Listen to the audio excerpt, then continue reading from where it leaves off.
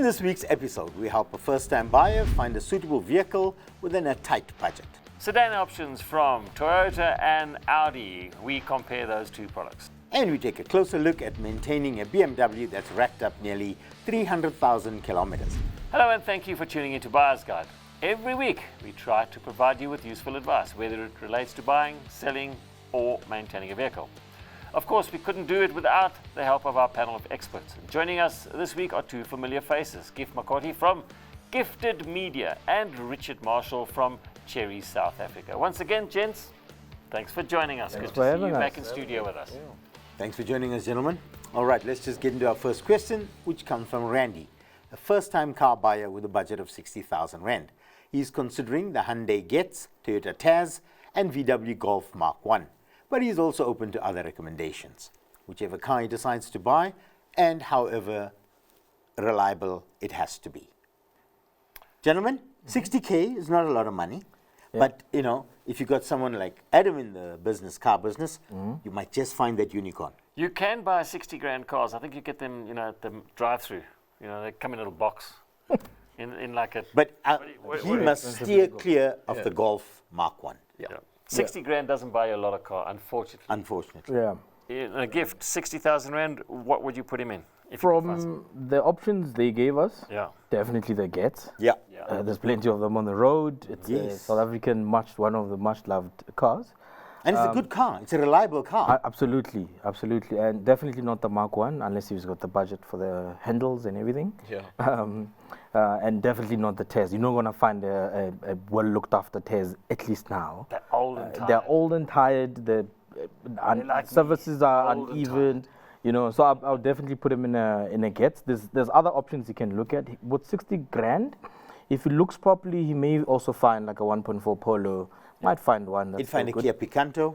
Yes, but with a Polo, I would also still recommend like a major service as soon as they get it, and then they should be fine. Richard? If you could find a Tazz, I would buy one of those. Like they say, it's as reliable as the sun coming up. The Toyota Tazz. Yeah, it's in the morning. Now, the problem is they're tired. They are tired. And good ones, people pay stupid money for. Yeah, they're 90 grand for the nice one. Yes. Are you mad? Well, are you mad? Are you mad? But are you mad? Because that runs so forever. Reliable. Yeah. Yes. It's actually scary. I agree with you, If Richard. you can find a Tazz, and like you mentioned about the service history, that is definitely a concern, but also it isn't a concern. You can just skip services in a Toyota, and it doesn't really mind. Don't do that. But don't do that. But if you do it, you're not going to end up with those old non-turbo petrol motors from the early It's 2000s, a 2E motor 90s. I've seen running forever. Yeah. You can buy one with 400,000 Ks on the clock, and it probably will be more reliable than some cars with 100 on the clock. I would still go with Gifts.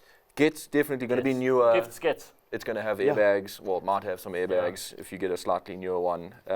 Probably will drive a little bit nicer. So I'm with Siggy. Toyota Tazz, don't bother with that. Golf Mark 1, don't bother with that because they're too old and tired. Hyundai Getz, go look at that. And one other car I'll throw in here, which you will find in that price range as well, Honda Jazz. Yeah, has to be. You'll find yourself a Honda Jazz. Yes, but it'll have 9 million kilometers on the clock. But hey, no, it won't. It will, but it'll be just as good as a new whatever. Yeah, you'll put your own 9 million. You'll put your own 9 million on top of that. All of them will have a bit of mileage, but the thing with maybe you could put the Getz in the same sort of reliability package. Parcel, as I would say, is the Honda Jazz and the Hyundai Getz are driven by older generations. Because it's that kind of a car. So you will find that some granny had a Honda Jazz who went to the shops and back over 20 years and did 130,000 Ks. And you may find a car like that for, 55, 60,000 Rand. And the same with the Hyundai Getz. It sort of falls into that sort of bracket where the Toyota Tazz, every young lighty wants one because he wants to learn how to drive in it. Yeah. And the Golf Mark 1, I'm not even going to go there because we know the story. Yeah. So Hyundai Getz, Honda Jazz. Search for those, see what you can find, because those are the most risk-free in this sort of price range. But if you do happen to find a Toyota Tazz, like excellent condition, don't buy it, call me. Yeah. Well, you won't get one if it's in that condition. Okay, we're going to move on to our next question. Is from Charmaine, and she is shopping for a new reliable runaround. She would prefer a small SUV because of the higher ground clearance on it. And she's torn between the Chery Tiggo 4, the Suzuki Grand Vitara, and the Volkswagen T-Cross. While she likes the Vitara, she finds the 1.5 engine a tad underpowered. And she's concerned about the potential theft risk of the T-Cross. What would be the best overall fit for her? Mr. Chery. Well, she's on to the Tiggo own 4. question. Yeah, she's concerned about the power in the one, Yeah. which is taken care of if you buy the right Tiggo 4, and she's concerned about the theft risk in the other, which is taken care of if you buy the Tiggo 4. So, And nobody wants to steal a Chinese vehicle, hey? not really. I mean, don't say. I won't say no one. I mean, everything's a target these days, but definitely a lot less than a T-Cross. Wow, that's for sure. Yeah.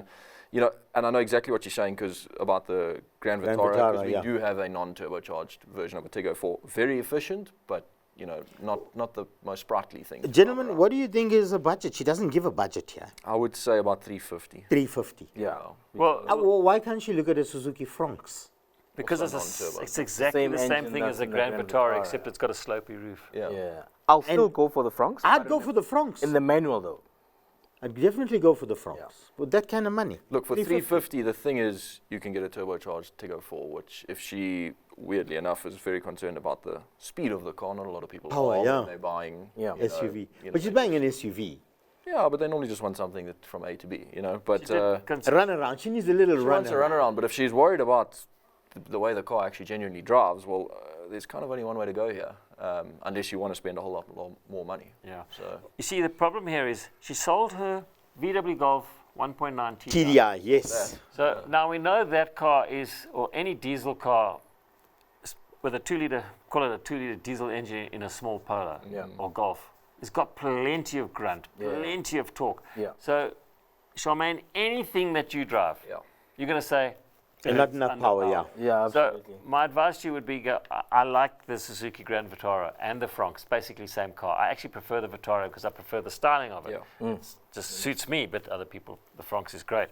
You've got the Tiggo 4, which driven lots of those, and lovely car. I know quite a few people who have them, very happy with it. The Tiggo 4 Pro, you're going to get a turbo version, a lot more power and a lot more features than you will get in the Suzuki.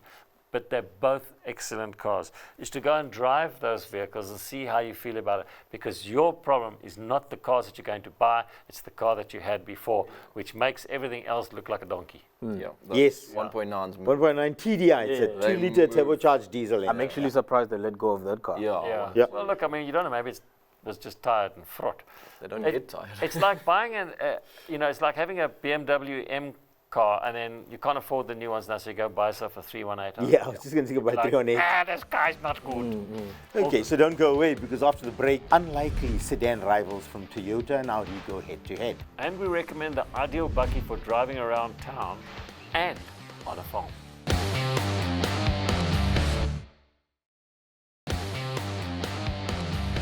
Welcome back to Buyer's Guide. Fabian drives a 1999 Toyota Corolla with nearly 300,000 kilometers on the clock, and he wants to preserve it by getting a second car for long distance travel. Now he's got a nice budget, 450,000 Rand. He's considering a new Toyota Corolla Quest, but he has some reservations regarding security, in other words, theft. His second option is a 2020 Audi A440 TFSI S Line, which has only done 55,000 Ks. He's open to other reliable long-distance alternatives, but he prefers sedans over SUVs. Well, this is a no-brainer. Okay, guys, let me just tell you guys something. We don't want to. Fabian should not be worried about a theft risk, because his Toyota Corolla is driven for 300,000 Ks. Yeah. So he knows how to take care of his Toyota. Yeah, but back then, those 1999 Toyotas weren't used for Uber. Yeah. But now, the Quest, it's Uber everywhere. It's probably. What are you saying? What are you saying? What The are you Uber saying? guys are stealing Thieves. No, I'm the... not saying, but they Hey. could be stolen for Be different careful reasons. what you say, hey? They have to get It their could parts be- from somewhere. I mean, Yeah. Yeah, you know what I mean. So I wouldn't. But this is a Corolla, definitely a Corolla enthusiast. Yeah. So I'll say get a Corolla Cross. Because he's also looking at getting a car that's 55,000 on the clock. The Corolla Cross is not much of a much higher SUV. Yeah. It's also a Corolla. I mean, he's a Toyota enthusiast. Right. If you could keep it for that long, That why not? new Quest is like what they call the Prestige. It's not Yes. like the old shape of Corolla. Correct. I would definitely go with that. Richard? Yeah, look, clearly, the initial part of his question, I don't really understand. If you're on 298, what are you trying to preserve it for? Just carry on going. I mean, Maybe it's not going to be in any less mint reliable. condition. I think it's that peace of mind. I mean, I wouldn't want to drive a car with 300,000 kilometers Joburg to Durban. I mean, No, it'll for get you sure. there, but I would. It's a Toyota. It's going to be I'd fun. jump in tomorrow morning and drive to. yeah, but he wants Exactly. all the new stuff. Okay, let's say he does want to, spend his hard-earned 450 grand. Not the A4. Definitely not. Yeah. It's going to have your favorite gearbox. I'm not a massive fan of spending 450,000 rand on a very bland Corolla Quest or even a Corolla Cross. I have mixed feelings about Toyota Corolla Crosses. I would go, and I truly believe it's well worth it. If he was looking at an A4, I can give him a better version of that. Just go buy a 320D BMW because those motors are reliable. The gearboxes are reliable. Yes, suspension and stuff can be a little bit pricey to, keep going. But at 450 grand, you're getting quite a young one, 4 or 5 years old. That's a good And option. they really are. You get added safety, eh? If something does happen to you on your long trips that you do want to do with the car, you're going to be a lot safer in a 320D than you are on a Corolla Quest if you happen to hit a wall or something.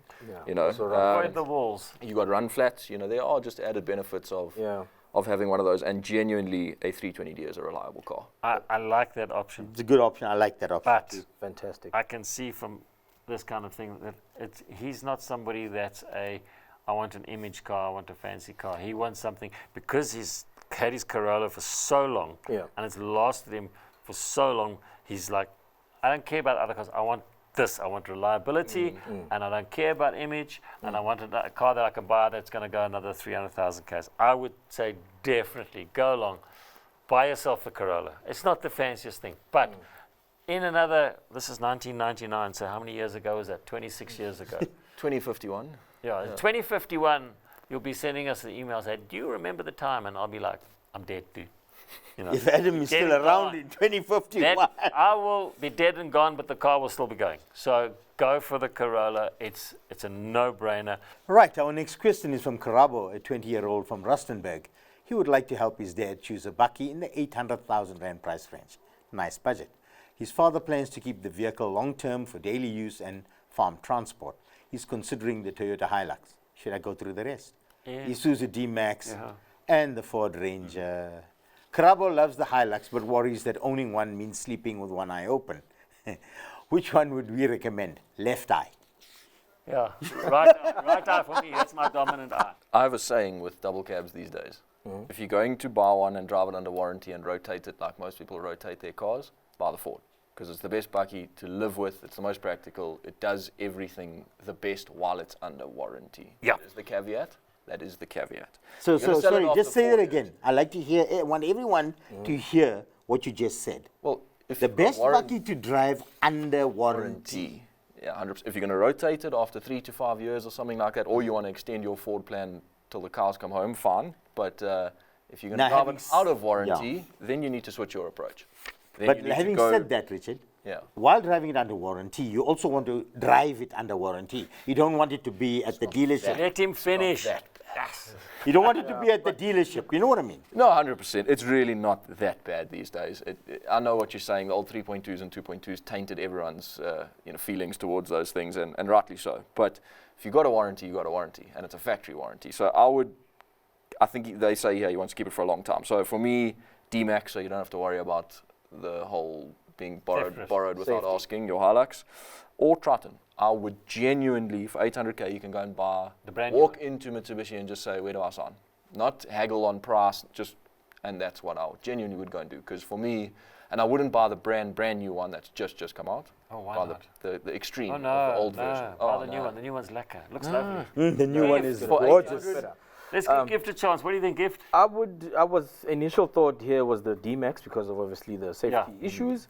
But I totally agree with you guys when you're advocating for the Ranger under warranty. But there's a number of other extended warranty or service plan that you can buy third party, and you can just drive a beautiful car that feels modern. It can do everything on and off the road. I think the Hilux in your application would be fantastic. Obviously, you've got to sleep with one eye open. If that bothers you, you go either buy Isuzu or you buy the Mitsubishi Triton. Now, I would say, I know you said by the previous generation Triton. I would look at the new one because that's even if it doesn't have a theft problem, but it'll have even a less theft problem because it's brand new. There's no demand for any of the bits and pieces. So do you have a Mitsubishi dealership in Rustenburg? That's the question. If you don't, then you go and buy yourself an Isuzu if you're worried about the theft risk. Because the Isuzu will give you the same reliability of that of the Toyota without the theft risk, but it's bland, as I've said. If you worry about the theft risk, bland is boring. you should buy the double cab P series. It is huge. It's a beautiful Bakkie. It's an and option. you'll have loads of money left over. Well, change, yeah. You'll have huge amount of change, and you'll get the the new top one. of the range. Yeah. And this is just my opinion, please. I think if I had this kind of money, that's what I'd buy. It's such a good option because they brought that new P300 out now, which has got a 2.4 diesel engine. Amen. Why not?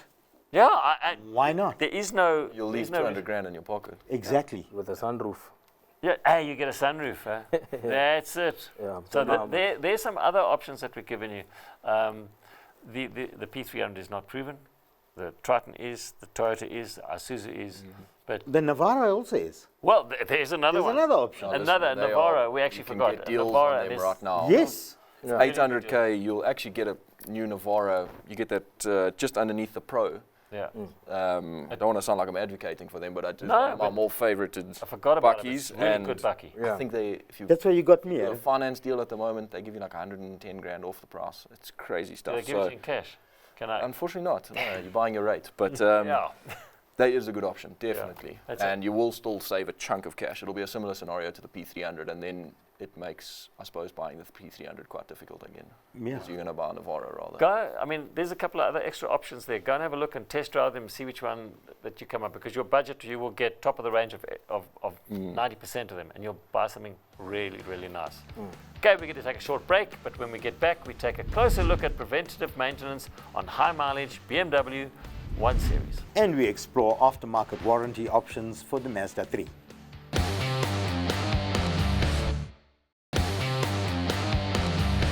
Hello and thank you for tuning in to Buyer's Guide.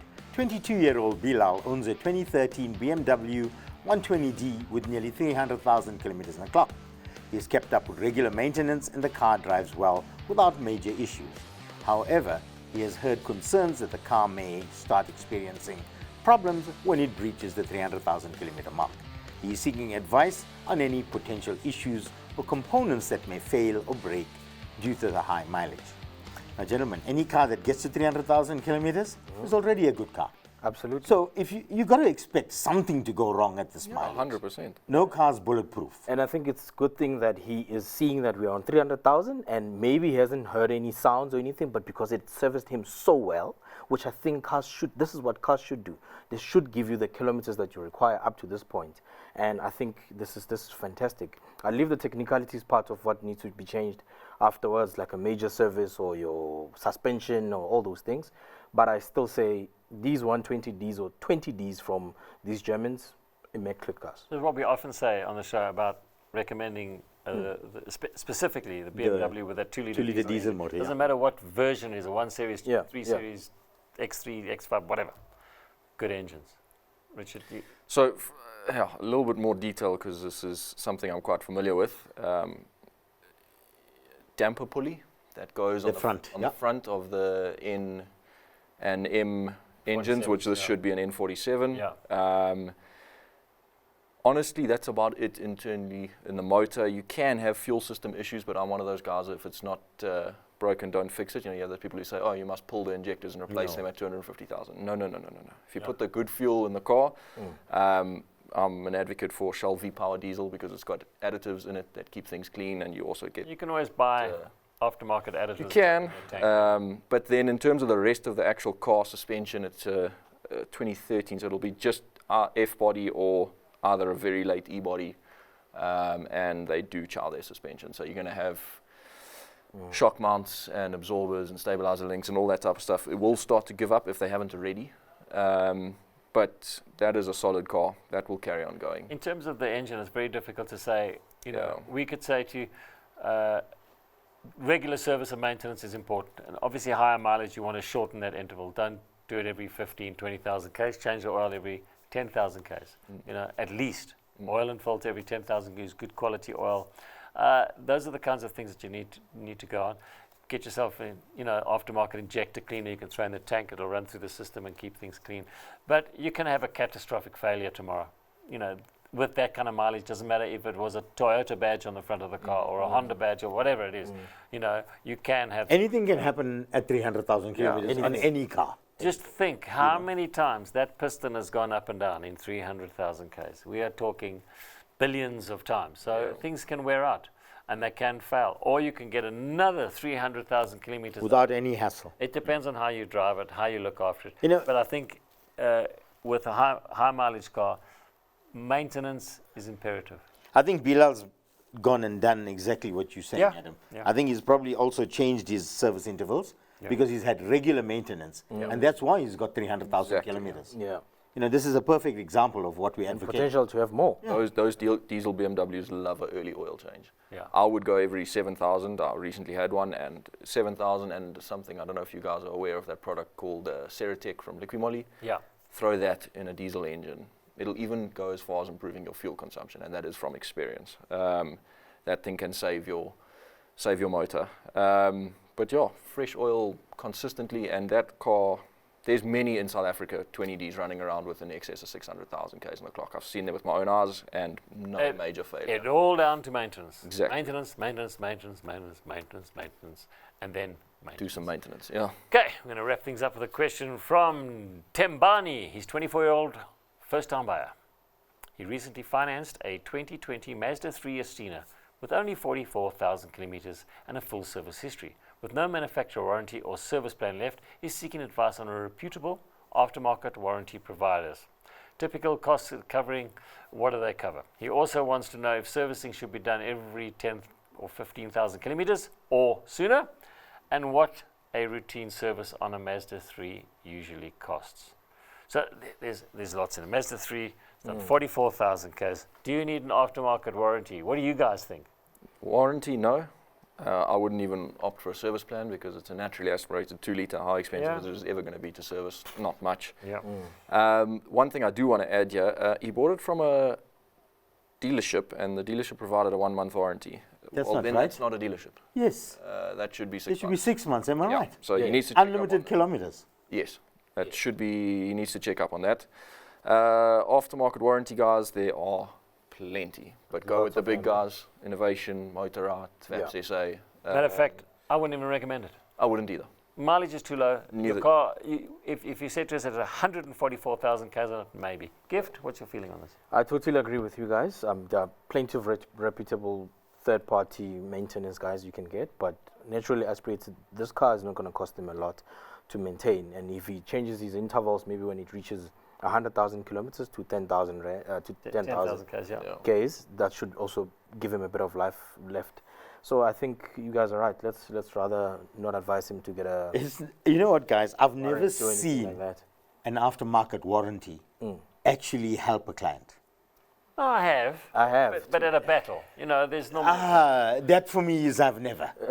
No battle. You shouldn't have to battle. But you do. You shouldn't have to battle. You should, everything. When they're selling you, this is the sales pitch. Everything's covered. For a lay person, that means everything. that means everything's covered. But it's not. Itemized, No. Yes. There's also a list of categories of saying if your mileage is here or your car is in this Yes. year, you're getting this And- much. You and think the you're wa- getting maximum, you're not going to get maximum. So let's Funny just- thing is, this morning I've had the perfect example. No, engine mountings are wear and tear item. Oh, they are. Definitely. So, what do you took a 30,000 rand they didn't tell you that. aftermarket warranty for? They didn't tell you that, yeah. Look, So let's get back to you know- Tembani here. Tembani, should No, you don't. buy a warranty for this car? No. No. You don't need it. You have bought an extremely good, reliable car. I'm glad to see as a first-time buyer you bought a good, sensible car, because you're going to keep this car for at least 10 years because you won't want to get rid of it because it's unlikely to give you trouble. So 15,000 kilometer services, that's fine on this car because it's a non-turbocharged, it's a simple car that doesn't require as frequent oil changes. You can do, once you get over, say, the 150,000 kilometer mark, you can maybe change the oil a bit more frequently. But this is not a car that is under stress like a diesel vehicle or a turbocharged vehicle that hammers the oil. So rather, you just go as per the Manufacturer's warranty. spec, yep. Your services must probably, if you look aftermarket services, you must probably look for a minor service cost-wise in the region of about 2,000 to 2,500 rand. And then if you want a major service, maybe the 3,000 to 4,000 rand. They're not expensive cars to fix. I would just find a good, reputable workshop to look after it. If you don't know how to find that, speak to work colleagues, speak to friends. Say, where do you get your car serviced? Who looks after it? Get a recommendation. Don't go to one of these guys where they give you a flyer at the traffic light. They're doing that because they don't get return customers. They need that cheap-ass advertising because people go once. Sorry, and don't cheap come back. what?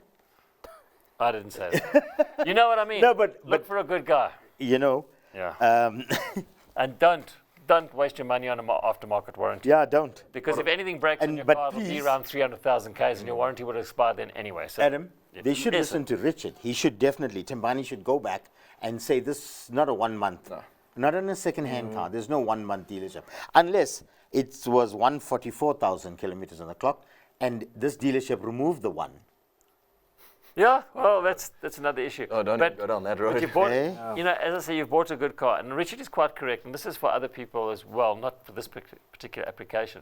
If you buy a car from a second-hand dealer, the CPA says you must get 6 months warranty on the vehicle, irrespective. It doesn't cover everything. Remember, your service parts and things like that, you still need to look after. You are not going to have any problems in the next 6 months anyway. Right. But if you do have a problem, you're within your rights to take that car back to that dealer, get them to resolve those problems if they fall under the CPA. And this goes for anybody buying any car, unless the dealer says, okay, let's say it's on the showroom floor for 300,000 rand. We'll give it to you for 200,000. You're going to take the knock, but you're taking the car as it is, with its broken headlights and its clutch that's slipping and the engine that's smoking. You'll take it like that, and you sign for it. You accept those terms. So there are things that you have to look at. Okay. And with that rambling, we've come to the end of this week's show.